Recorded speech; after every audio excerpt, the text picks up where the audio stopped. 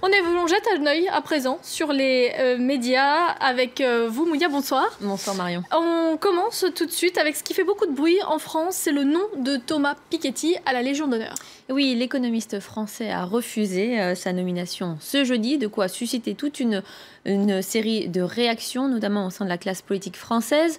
Le FN salue la cohérence de Piketty, à gauche, notamment au sein du Parti socialiste. Certains membres regrettent le choix de l'économiste et parlent d'une décision politique. Et bien, ce vendredi, Thomas Piketty a accordé une interview au journal Le Monde. Il indique qu'il n'a pas été prévenu, ni par un coup de fil, ni par un mail, ni même un SMS. Je leur aurais tout de suite dit que je n'en voulais pas. Ça aurait évité tout un pataquès, dit-il, et ça aurait évité que je leur dise non. Ils ont l'air de ne pas être contents que je réagisse le 1er janvier. Thomas Piketty qui explique que ce n'est pas au gouvernement de décider qui est honorable. C'est ainsi qu'il avait justifié sa décision.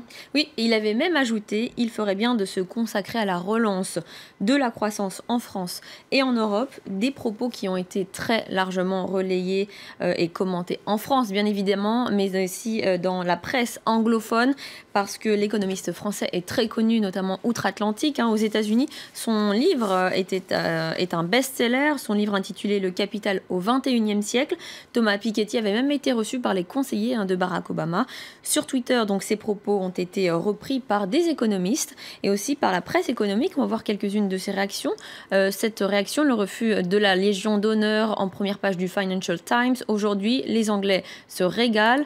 Autre réaction, cette fois-ci, c'est un tweetos qui reprend justement cet article du Wall Street Journal.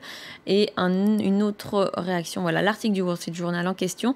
Également, The Economist qui parle d'un affront fait au chef de l'État, un affront cruel envers le chef de l'État français. Mais attention, comme le rappelle cet utilisateur de Twitter, Thomas Piketty a beau refuser la Légion d'honneur, il reste nommé dans l'ordre de cette distinction, sauf s'il décide de faire annuler le décret.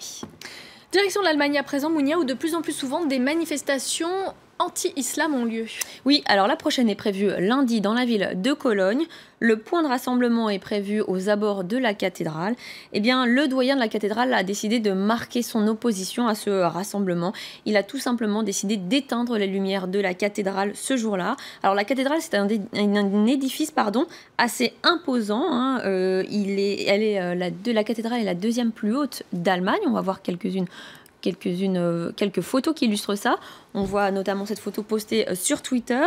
Interrogé par Reuters, le doyen de la cathédrale pointe du doigt ce mouvement qui est un rassemblement de racistes, je le cite, et de gens d'extrême droite. Pas de lumière donc lundi. La précédente manifestation avait eu lieu dans la ville de Dresde et avait réuni quelques 17 000 personnes. Et cette fois-là, c'est l'opéra de Dresde, ce qui s'appelle le Semperoper et qui figure parmi les plus connus du monde, qui avait décidé d'éteindre les lumières en signe d'opposition. Et puis l'émergence de ce groupe, du mouvement Pegida, est telle que la chancelière allemande Angela Merkel a déclaré dans son message de Nouvel An que ses dirigeants étaient des racistes animés par la haine. On va maintenant parler de la Corée du Nord, alors que Barack Obama, on vient de l'apprendre, a annoncé toute une série de nouvelles sanctions contre Pyongyang. Et bien le régime, lui, a diffusé une nouvelle vidéo de propagande pour vanter les talents de son leader. On peut y voir un Kim Jong-un en train de piloter un avion. Oui, une vidéo diffusée sur la télévision officielle. Pour le nouvel an, on voit Kim Jong-un aux mains d'un Antonov. Alors sur Twitter, on a posté cette photo qui serait l'appareil en question. Difficile de savoir. On va voir quelques extraits de cette vidéo. Hop là, voilà. Alors le problème, c'est que encore une fois, lorsqu'il s'agit des vidéos du régime, eh bien, il y a des doutes sur la réalité de la scène. C'est la première fois qu'il est vu aux commandes d'un avion. Et puis, les observateurs ont noté que les images sont un peu trop focalisées sur Kim Jong-un, pas vraiment sur le copilote, et qui, selon certains, serait le vrai pilote de cet avion.